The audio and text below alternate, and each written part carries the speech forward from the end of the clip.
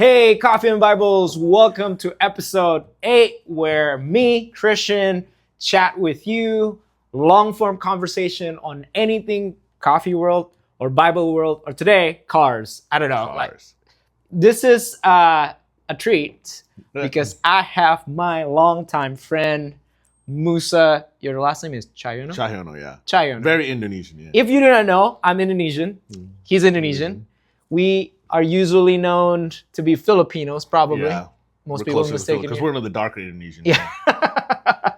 Yo, that's a whole different podcast Yeah. conversation. But this is Musa, my friend. Man. I have this group called Coffee and Creatives, where basically I talk to people about how do you become a creative? How do you come up with creative ideas or just creativity in general? See. I think creativity is one of those qualities that God gives you with to be able to be like Him, to create stuff. And that's what he did in the beginning of the Bible, you know? True. It was like in the beginning, and then God created stuff. Yep. And so I think creatives often think that they are not spiritual, but when you're creating things, you are the most like God in some ways, which is kind of cool. Yeah. So today we're going to talk about creative stuff. But before we get into that, I always brew everybody that comes to the podcast something. And this is an Onyx tropical weather. It is an Ethiopia beans. Have you ever had Onyx? No, never had Onyx. They are a famous roaster from Arkansas. Really good. What kind of coffee do you like drinking? I drink mainly dark roast. I don't know, like my coworker is like very like into coffee. the coffee connoisseur. I saw his setup. Yeah, I'm nothing. I just pick whatever coffee is available and I grind it and make it. But yeah, nice. It's pretty good. He's like telling me this blend. I'm like, but do you drink it black? Do you drink I drink it black. milk? I drink it black. Cool. Yeah, I drink it black. So because he's the one that telling me to drink it black. Because, to get the taste. Yeah. Now I can start tasting different beans. I'm like, all right, dude, that's sick. This is actually a lighter roast. Yes, I can tell. It's like tea, like I'm tasting like I don't know. It actually smells pretty good too. It smells like fruits. Yes, it does. You know, it does. It smells like fruit. This one, I don't know. I'm tasting like raspberries, that kind of thing. Of course, it's not sweet. Like it's not sweet, but it's very tea-like. It's like a very splash. I literally grabbed this at a coffee shop that I had a meeting before this, and then I'm like, okay, I'm gonna brew that one for me. Nice. All right. So, so here's how we're gonna work. Basically, I'm gonna just chat it up with you. We drink coffee, and we'll bring the conversation anywhere to wherever it goes. Yeah, you want to take it, you know. But maybe just an introduction. Some people know your work. Other people might not know. I know you because you used to go to my church. Yeah. And then we had like a group Bible study at my apartment like a while back before I even got married. Oh, I just got married. You just got married, yeah. I didn't have kids. Yeah. Yes, in Rancho Cucamonga. Yeah. Which is, what's so funny? Like I've stumbled upon these reels. And like LA people now want to live in Rancho Cucamonga. Right. Like that's the cool thing to do.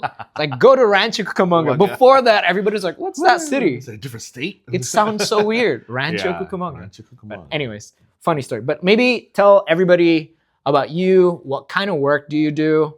Some people might have recognized you from TV. So I don't know. Funny.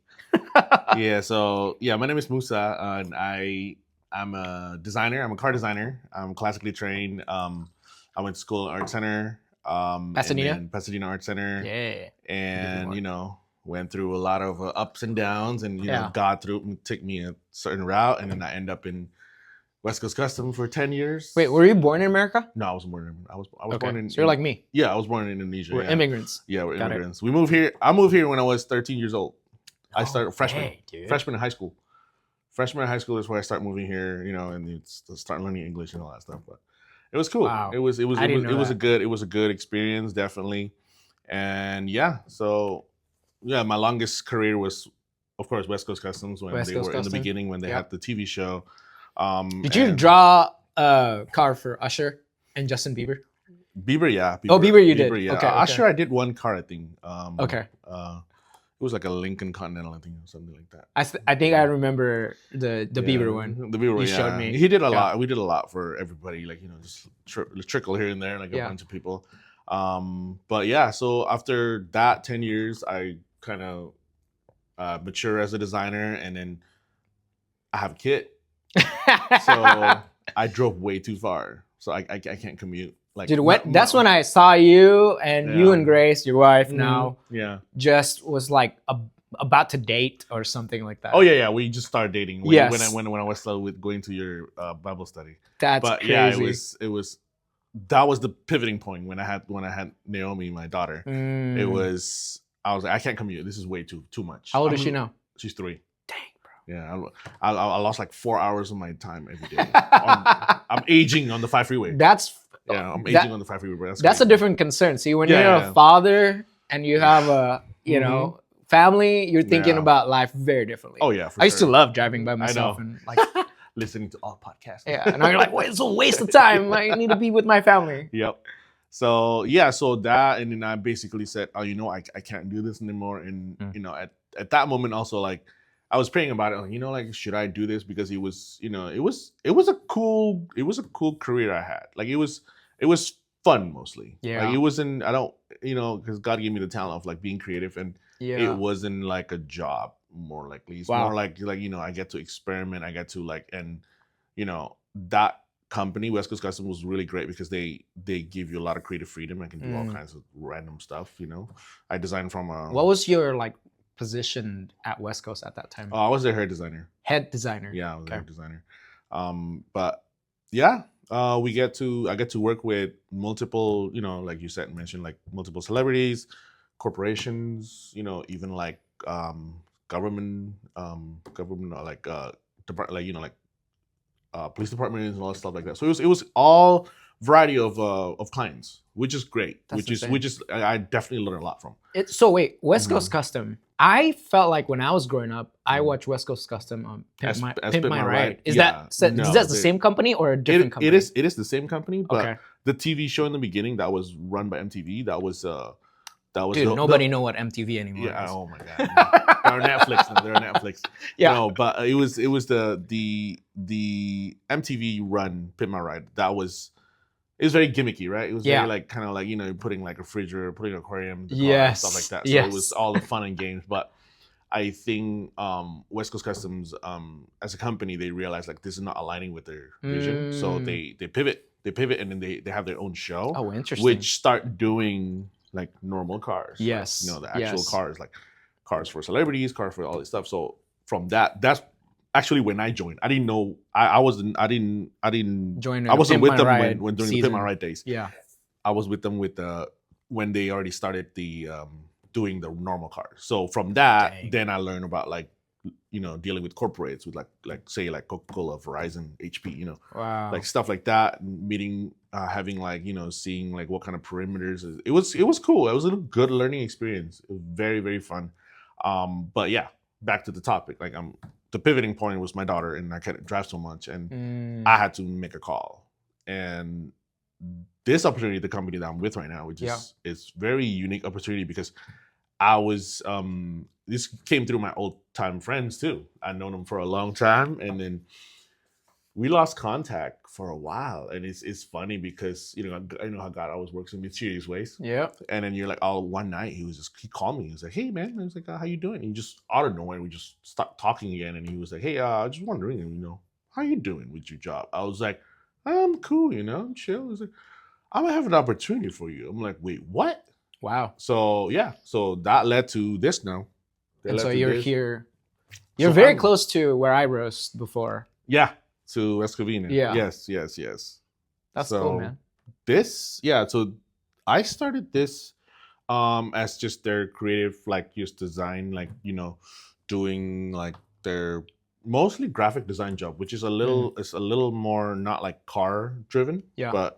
But the cool thing is when I was hired, they gave me a lot of freedom. Very freedom. Like they said, like, oh, you can even grow your own brand, which is like, dude, that's the awesome. Musa Artwork brand that I've been working for. Like it was actually getting there, and I was like, oh, it's kind of cool that I can do that.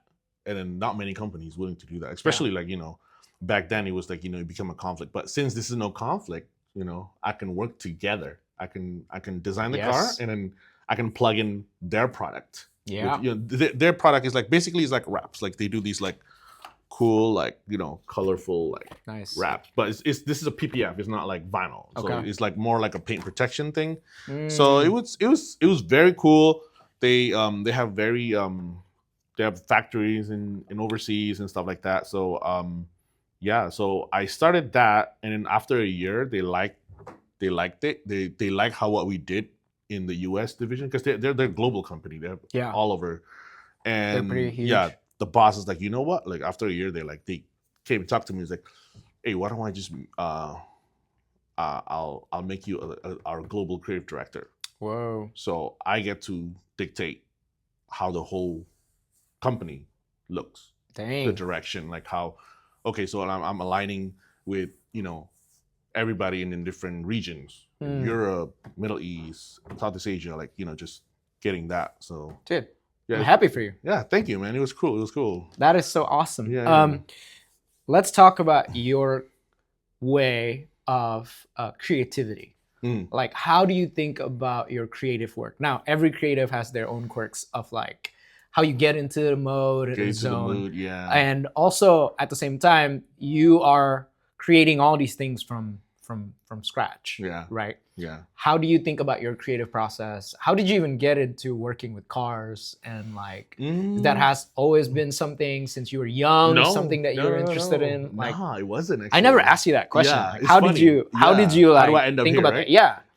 So it's funny because I wasn't really into like I like cars. Okay. I didn't think that car as a career path. Yeah. What did you want to do? I want to be an animator. I want to draw I want to draw cartoons. Oh no! That's what I want to do. Yeah. What? Yeah, that was my thing since I was a kid. Like when I moved here from India, I was like, oh man, like, you know, I want to work for Disney. Yes. I want to work for any animation studio, right? And I'm like, oh, it's kind of cool. So, not until high school, like third year of high school, my art teacher was actually like, hey, you like cars? Because I like car as a car enthusiast. Yes. I wasn't like car, like, you know, like I want to be like working. Yeah. But and then my teacher was like, hey, there's this school in Pasadena that specializes in this. Like, what? So yeah, so that my career kind of my major kind of shifted, and I was like, oh, okay, I want to try doing that. But yeah, it was crazy. That was a lot of struggle. I don't know if you heard I told you the testimony, right? It was up and down. Like, you know, God provide the way, because you know, we came here with no money. You had the immigrant story about like your mom and dad hustling, and then you and your brother just trying to make it. Trying to make it. Like, you can't. You know, it was tough, but you know, God works in mysterious ways, and then I graduated. 4 years I graduated, and then it's amazing. Yeah, it was, and then he's been leading the way the whole time till now. You know, I'm not really like, I don't even know. Sometimes I get like the networking and the people that I work with, like how I don't know how sometimes just happens. You know, that's awesome. So talk to me about your creative process. Like how do you like get into the, dude? I'm imagining this. Are you like more of a I need an inspiration to work from, and then you kind of go, or like you sit down, put your butt on the seat, and then you're like, I just need to like come up with something here. Like how does that come to you? That to me is project based. Okay. You know, if there is say for example, I have to design the label for this, right? Okay. So then there's a perimeter, like, you know, my creativity is limited in this square dimension of width and height. So, and then I'm also limited with the logo. Okay. What they already have a logo. Like, okay, I got to use their logo. Yes. I figure out like, you know, what kind of design theme that I there's not much I can do, but I can push it. Yeah. I can push it as far as I could. If it's like something like this, then it's a lot easier. Okay. I have a it's a canvas basically, and you're like filling it. You just fill it. But if it's like say like doing a car, right? Some custom car. Then I usually go with a theme. Like, okay, if there is no theme dictated, then I would come up with a theme. Like, okay, like you say, we want to do this. Like last year, or not last year, 2 years. 2 years ago. 2 years ago, I did a surf theme for Toyota North America. Dang. For 4Runner. Yeah. That they was building for SEMA, and that it was kind of like, okay, then we got to do this. The color a certain way. I shape the body, like give it a little like custom here a certain way. Like, so that usually comes with inspiration from looking at like the past design and trying to like, because design is like problem solving, right? Oh wow. Design is problem solving. Talk to me a little bit about that. Yeah, so design is problem solving. Like, like if you look at anything that like people design, like just for example, like this cup, right? Yep. Why is this cup not smooth? Why is it ridges like that? Is it for ergonomics? Is it for, it's for grip, right? So you don't like really like, yeah, you don't slip. By the way, yeah, these cups are called Huskies. Huskies, okay. They are made out of coffee husk, which is the part of the coffee that's crazy that you dispose, and they made it into coffee. So you're drinking coffee out of coffee. Out of right coffee. Now. That's it's cool. Solving a problem. Design exactly is solving problem solving. Exactly. Yeah, exactly. You use whatever left over and you make it a new one. So, correct. Yeah. So that's that. And okay. Then, interesting. Yeah. So basically, yeah. So if it's out of the blue, then I figure out a theme or a theme that they give from whatever the company. Yeah. Like for example, so that TRD, the one that recent I did was for that singer Lefe, oh wow. Yeah. So I worked with Lexus USA for the car that she presented for it was remembering Miles Davis. Whoa. It was like blue and green and like, so there is a theme. It was very easy. It's a theme. Yeah. So do a blue, do a green, and then this saxophone. Mm-hmm. So I did all the trims in like brass, the interior is all velvet red, like the case of a saxophone. So stuff like that. That's and so cool. That's man. very like fun to do. Yeah, right? yeah, yeah, like, yeah. oh, okay, and then see it happen. Using your imagination and just kind of playing around with that. Yeah. So yeah, that's pretty much how my creative like flow is. Yeah. Design is problem solving. Design is problem solving. Yes. I like that. Mm-hmm. I like that. I think about that in the way I create, probably the same way. Mm-hmm. Sometimes I can get into my head, whether it is creating a talk that I need to give, mm-hmm. or even just coffee related stuff. Mm-hmm. I'm thinking about like a design of a bag or something like that. Yeah. And a lot of time creatives get into this like wrong mindset of like comparing with other people or other designs, mm-hmm. instead of like problem solving. Yeah, what is in front of you. Yeah. Yes. Mm-hmm. So that's a very different way of like thinking about design. I've never heard somebody said that, but it's true. Yeah. Design is problem solving. Problem solving. Mm-hmm. Now, what do you do when you get stuck in like solving something? Like what's your thing? I pray. You pray? Whoa, dude.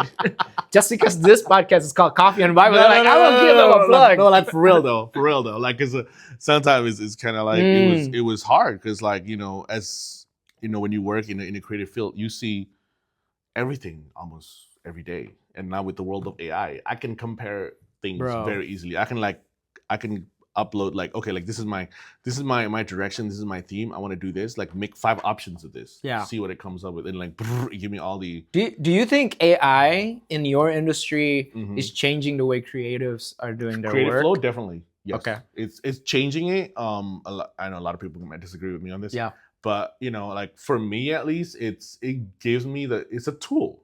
Yeah. Just like just like, because I remember this same paradigm happened when it shifts from actual manual drawing to Photoshop.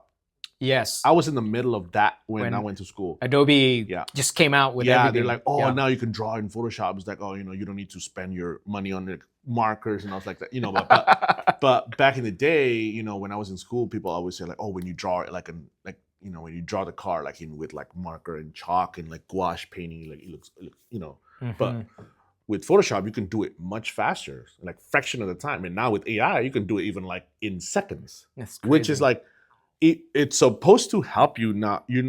You can't be lazy about it and like just like, okay, let the AIs do it. Of course, you want to come up with a base design, like a sketch first, but then basically what AI is giving you is it will jumpstart you to like if you need to like, instead of like coloring this in Photoshop in black, you just tell the AI like, I'll sketch it out in square. Like, I want this thing to be in black.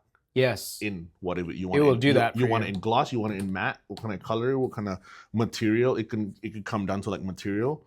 Yeah, it's crazy because dude, it's like I love it. I'm learning AI like every day because once I drew the car, right? Back then you're like, oh my god, like I finished the car, now I gotta take it out to do a photo shoot. Yeah. Nah, right now, like if I need that car, I just I render the car in 3D.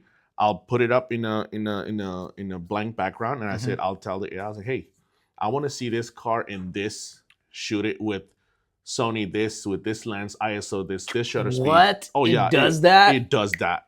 That's crazy. Yeah, so it's crazy, like to the point that like okay, like it's now the playing field is leveled. Yeah. Because back then when I was in school, a lot of people who can't draw as well, they tend to get behind. But they're such a good designer. Yeah, but they're like very creative. But they cannot. Their hand drawing is just not that good, which is not fair because some of the designers that like really like excel for it was like it's just they can draw. They can draw really well, but not really creative. Not really creating really cool stuff. So that's interesting. So you mentioned about AI and prayer, which is like an interesting connection right there. But I think there's some. I have a love and hate relationship with AI. The love is that now somebody can draft my emails. There's like so many things that I feel like that would be very helpful to be able to do that. Correct. Yeah. Then there's also things that I think AI shouldn't do or can't do, like the creative process itself. Yeah. Or thinking for you. Yeah, doing the thinking for you, doing the speaking for you, and there's a temptation to be lazy. Because it's easy. And people think like if I could just AI it, and put it out in the world, it's gonna add value. It's even sad that like you can go from one AI to the other, and you can like, hey, make me a prompt. Yes. For this other AI. I'm like, bro, how you don't even type anymore. You're AIing the AI. Yeah. But you said that when you're stuck, you pray. Yeah. Right. What does that do for you? I think the praying part is not like gonna be like I pray and then like boom, like God show me this next card. What I'm gonna draw. There's an answer. Yeah. No, it's more likely than usually, because to be honest with you, like creative people usually we're very like kind of it's all emotional, right? When you design, it's very very emotional. Oh, absolutely. So when you're bothered with something, when things, life happens, right? When life happens and you have to like deal with other things, not with just the work. Yeah. That's what makes it hard. And I think the prayer is what so good ease that up. Yeah. Not necessarily like giving you the answers like, oh, we're gonna do the coffee husk. Yeah. No. Yeah. It's more like, what are you thinking? Like, why are you so bothered today? Why are you waking up on the wrong side of bed? Like, why are you like, why can't you think? It's because I think that's what usually like prayer will clarify that and kind of calms you down a little bit. Like, okay. Oh yeah. Like it gives you a peace of mind that all right, like everything's gonna be okay. Overthinking this. Center you back. And then when you center back, then your brain automatically can function how God intended it to be. Interesting. That's it. Yeah. I find that a lot of creative people connect into spiritual conversation, or like at least they're aware that there is something beyond just the things that we see in front of us. Oh yeah. I think that's what someone who writes music or someone who create these things. The question is like, where does this come from? And there's something about a creative work that pulls you in. Like if you were looking at a painting or like if you're listening to a song, it takes you places, man. You know what I mean? Like it takes you places to bring it back to a certain era of your life. And you're like, what is that thing? Like you watch a movie, like something cinematic, beautiful, well done.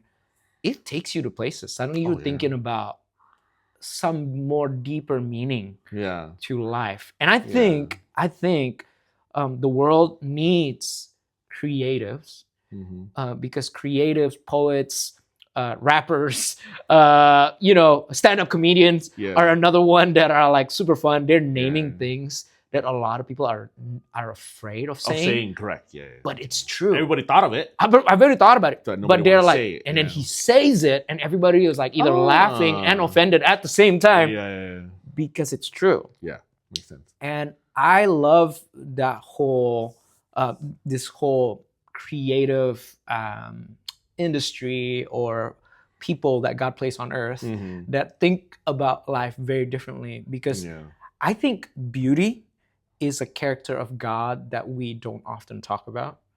And so everything is very functional, right? Yeah. So the rise of AI, the reason why I say that I have a love and hate relationship is because it's very utilitarian, or it's just about the use. Like if I can just use this thing to finish this task, then our life will be better. I would say that the challenge of AI and a human person, everybody's like talking about like, oh, AI is going to steal all our jobs or whatever. But I think there's one thing that a human person can do that AI will never be able to do. And I think it's beauty. It's this element of being able to see life and give its meaning that is deeper than, like, I don't know what's in front of it. So you talk about your daughter a lot. What's her name? Naomi. So with your daughter, right? There's just some things that you cannot problem solve using AI. Because presence is different. And I think prayer is more like that than just like, okay, let's solve this issue. Can you just, solve this problem or whatever it is. Now talk to me about your relationship with prayer. I have a love and hate relationship with prayer. Oh yeah. Because sometimes prayer, I forgot for a while. Well, that's one thing. Like I often don't pray. It's so funny because every time I'm like pissed. It's like, one of my business partner, he he always like, you need to pray, bro. I think he says that to you. I think you don't pray. You don't pray enough. I'm like, bro, like, yeah, I know, I pray enough. But yeah, it's funny. But sometimes I got reminded through that. I was like, you need to pray more. I was like, all right, and like this is the thing. Like what a lot of people don't understand is like you can pray anywhere. Like our understanding of prayer, right? Yeah. Because we always like the old school understanding of prayer is like, go kneel down, you pray, right? Like, no, you can pray like while you're driving. You absolutely talk to God, like how just like how's your day, like it's crazy. Like sometimes like when I could like sometimes my commute it's still far sometimes when it's traffic, it's like 45 minutes. But what do you do? I can literally sometimes when I pray I can like stay like drive home in silent, like no radio, no nothing, and just really really kind of like pray and like talk to God, like, hey, how's this going? Like, how's that going? Like, I wonder how this. And sometimes, like, you get reminded things. Like, sometimes I was worried about like, about the future, about this, about that. But then like, it's funny because God always reminded back, like, dude, like I took you this far. Like, you still don't believe. I was like, yeah, I know. Humans have a problem with forgetting things. I know. Yeah, it's crazy. There are two things in the Bible that God repeat over and over. It's do not fear and remember, which is like super funny because those are the two things that we probably don't do all the time. And it just speak to the human experience. Correct. That we're always afraid because we're like, I don't know what's going to happen in the future. And then I always forget about all the good things that has happened or whatever. I don't know if I would tell you this. Like, like I went through a life-threatening experience. What? Yeah. When? 2020. 2019, 2020. Like when right after I got married. Okay. Yeah, I got married. And I was diagnosed with cancer. What, dude? Yeah, I never told you this, huh? Did I tell you this? No, you never told me that. Yeah, it was bad cancer. It was in my face. It was almost hitting my brain. What? Yeah, it was like that's a really, really experience that God always remind me back to. Like, dude, whenever I'm afraid, whenever I'm doing like, whenever I realize like, damn, I'm hitting a dead end. Like, dude, I got you out of that. Like, you still don't believe me? And I was like, yeah. I understand. Wait. What happened? So 2020, right? It was like I have a bump right here. Okay. It was like it was like bump, and then it was like growing like big. It was like growing very big, and I was like, oh man, I don't know what to do, So I went, and then my old boss referred me to one of the neurosurgeon UCLA. Okay. At that point, I was like, I really ran out of ideas because I went to my specialist, I went to City of Hope, and they don't know what it is. They said the type of cancer that you have is like it doesn't make sense for your age, it doesn't make sense for your location. I was like, what? Like, so they don't know what it is. they brought up my case to the California Board of Cancer, and they don't know what it is. Wow. And then they want to experiment. And I was like, oh, hell no. Oh, you're going to experiment with nothing, dude. Like, I ain't doing that. Yeah. So I moved on, and then I got introduced to this doctor in UCLA. So, yeah, like, I'm in, like 11 to 12 doctors later. I finally met the doctor for me. The doctor that know exactly what that is. And then she was like, yeah. Let's start your chemo and all that stuff. So yeah, so I went through chemo for like 8 months. What? Mm-hmm. Yeah, I went through chemo for 8 months. Dude, it was crazy. That's crazy. And outright, it was scary, man, because it was like at that point, I was like, you know, we didn't have a kid yet, and I was like, it was like really put your life in perspective, because at that point, like I did my biggest project. I designed a roller coaster. Like, I'm like, how I can't get any bigger than roller coaster. It was like, oh gosh, it was like, dude. it was crazy. And at that moment, I couldn't even enjoy it because wow, you know, like health is like really like expensive, right? And you know, when our parents always tell us like, you know, you're lucky, like you're healthy, like, you know, I never thought of that until this happened. Until you're older. Until I went through this and I realized like, yeah, none of this matter. None of this money, none of this matter if you die tomorrow, right? Yeah. So correct. I went through that, and I'm really thankful that, you know, my wife stayed by my side the whole time. She took me to chemo, and I couldn't drive, dude. After chemo, I'm like, blah, done, right? So like I went through it for 8 months. Wow. Finally went through that, and by the 8 months, I keep going back, and yeah, after the 2 years, he was like completely gone. God, you know, helped me. Thank you, Jesus. Yeah, dang, that's crazy, dude. Yeah, so that was the thing. That was always like I never really posted or anything about it. Yeah, I'm dude. You never told me. Yeah, that's why I was like, I met Musa again and be like, oh, hey, what's up? It's the same.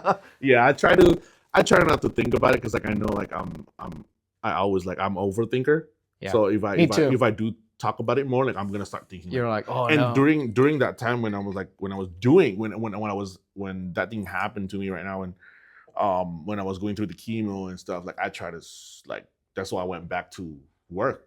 I literally went back to work. I keep working. I don't want to think about it. I just want to keep going. And then I said, you know, I already like kind of like thought of it. Like, you know, I was telling God, I was like, dude, if this is my time, it's my time. What else am I gonna do? Yeah, this is it, bro. It's game over at this point.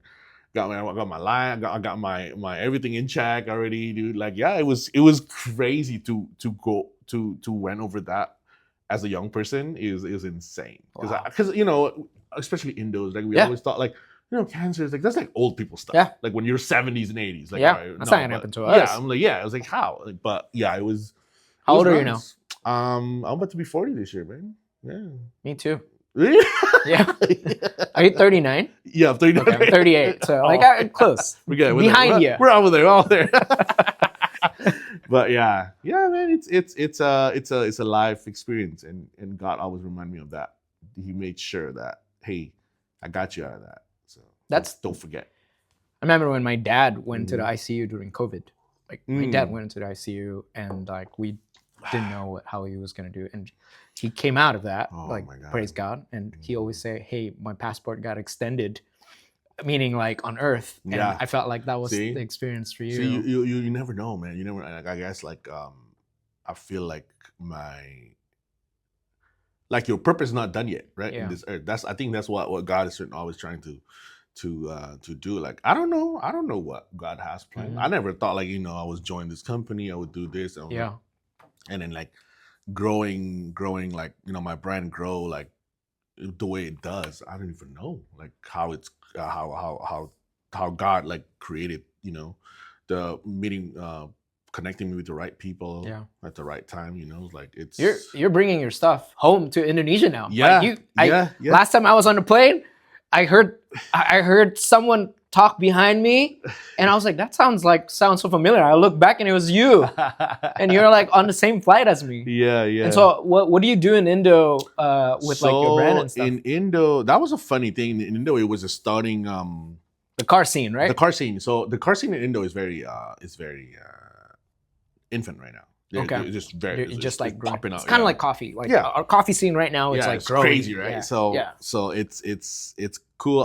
It's funny. I met through my friend Andre. Like he's the one that's been helping me a lot in Indo. And it's funny, we connect through Instagram. No way. It's hilarious. And then we become best buddies now. Like he invite me every year to go to the show. He introduced me to all the government people and then the right people, and grow my brand there like crazy. Like it's not even like, I don't even know like how this thing like happens. Like but so every year you go. Every year I go. I was fortunate enough so I can go home and my wife can visit so fun. Her parents, right? But yeah, it's pretty cool to see where that's going. But it all started from a project that I did with Nissan. Nice. Nissan was creating the Datsun. They were going to revive the Datsun brand, and they're gonna bring it to Indo as a economical brand. Nice. Because you didn't want to provide cars for everybody. Yeah. It's a small little car, and then we fixed it up. And yeah, like this is how the whole thing started with my friend and how we become close. Is like because I didn't know he was Christian too. No way. But we start talking about faith after that project, because that project he was like, oh, when we finished the project, Nissan was like gonna pay me, like, oh, you're gonna how do we transfer this? And I told him like, don't. I said like, don't do that. Just let's open a charity over there. Okay. For kids. What? So like so we open a charity and then we help kids that has no parents to go to school. What? That's cool, bro. So it was like, is this in Jakarta or Jakarta? Okay. In Jakarta, yeah. So whoa. In Jakarta, and then you still doing that right now? Yeah. Okay. So that thing grew. I don't know. Like it's funny because I started that. Like I didn't take any payment from that, and then I told him start this, and I don't know how long it can last, but bro, that's so cool. That. And then like my buddy's like, oh god, I'm gonna get everybody. So everybody now joined in. So it's like these car people, like just joined supporting kids that cannot go to school. Yeah. I mean, that's amazing. It's pretty cool. Like they're like, I always ask them every year because every year that I went back, I try not to get any money. Yeah. But every time I was like, hey, how's the charity? He's like, oh no, it's good. It's taken care of. I got you. Like, and time after time, sometimes like random times I would get like, oh, this kid graduated. I was like, oh, that's kind of cool to to see that. Like, wow, like to because I know how hard it is in Indo. Yeah. Because like, you gotta go to school, you gotta pay for it, and it was like tough, So, yeah. Dude. So yeah, it was fun. That's how that brand grew in Indo, and I guess we start creating this community there, and it's been growing. It's been growing slowly. It's good. I love that, man. Last question for you. Yeah. If people want to follow you, want to learn a little bit more about your work and what you do, where do they go? I'm pretty much active on Instagram. Yeah. Just I literally DM'd him, or he actually posted. He was like, "Hey, let's go on a podcast." I saw his podcast and I was like, "This is very cool," because it reminds me back on like our Bible study days. We had a lot of those conversations. Yeah, because it's literally like it's like this, but times 10. Imagine, right? Like everybody just telling their story, and it was cool. It was very refreshing, and I love it. It was like it's kind of.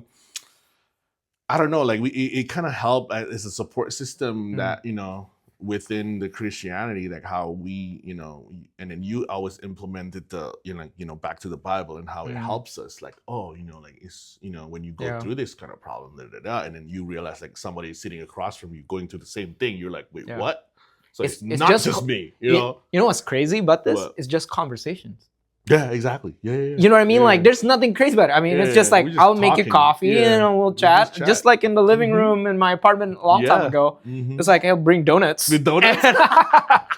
And we're going to chat. We're all coming from work. But those conversations stays with you. Oh, it does, man. It does. It helps. I think it helps all of us a lot. Yeah. And it's cool that, we get to do that. And I feel like a lot of youth these days, I don't know, like because at least we have some youth at the church I'm at right now, and I feel like they're missing that. Like I think they need that sense of community and more deeper conversation, because all these kids now that's growing up from the COVID era, like I feel like they don't know how to communicate. Yeah, like it's a challenge. You know, I have a buddy who need to respond with ChatGPT. Like, how we need to respond to a text with ChatGPT, bro? I'm like, are you really that? Like, really? I'm like, but it's facts, dude. It's different. Like, you know, we grew up in, you know, we riding bicycle outside and like talking to we're still like people pre-internet. Like it's kind of there, Yeah, but like you dialed up, you know, like DOS, like the whole entire thing. Get the AOL floppy. Get the AOL CD to get free internet for a month. There you go. We grew up with MTV. I mean, it's just a different time. Yeah, man, it is different. But our kids gonna grow this is good. In this, yeah, this is gonna be totally different. Like AI is gonna be like normal for them now. Bro. It's gonna be crazy. We're talking like old people right now, bro. Yeah, like we don't know what's going on.